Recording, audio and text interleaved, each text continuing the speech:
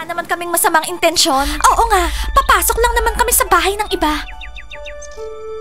Good girls naman kami. Lilipat kami sa'yo kapag walang nakatira. So girls, sinong unang papasok? Diana? Okay, rock, paper, scissors tayo. Rock, paper, scissors. Rock, paper, scissors.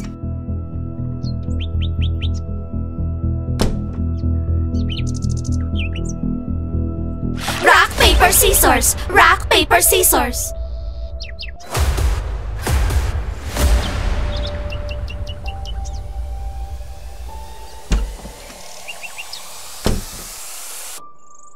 Oh my God! So, mascot, wala naman sila dito sa shower. Meron kang hindi sinasabi sa amin. Ano? Wala guys, promise. Pumasok ka dito, mag-uusap tayo.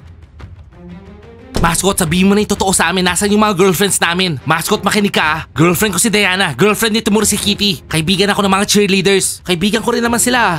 Mascot, nagagalit na ako ah. Nasan si Diana? Nasan yung mga girls? Mascot, sabihin mo na yung totoo kasi umiinit na yung ulo ko. Okay, pero sigurado magagalit yung mga girls sa akin. Mascot, nasan sila? Okay, ano ba yung mission? Nakikinig kami, ano yon? Kapag masama naman yan, hindi ko gagawin ha. Losers, kailangan mag-spy kayo sa mga bunnies, araw-araw. Blondie, para saan pa? Eh araw-araw naman natin sila nakikita. Ryan, tumahimik ka nga dyan. Alam namin may ginagawa yung mga bunnies. Oo, seryoso. So kailangan namin silang pigilan kung ano man yung pinaplano nila. Huwag mo na maingay. Saan namin gagawin? Dito sa country house? Nakakatawa naman yan. Okay, anong mapapala namin kapag i-spyan namin sila? Kailangan sabihin nyo sa amin kung ano yung mga ginagawa nila araw-araw. Malinaw?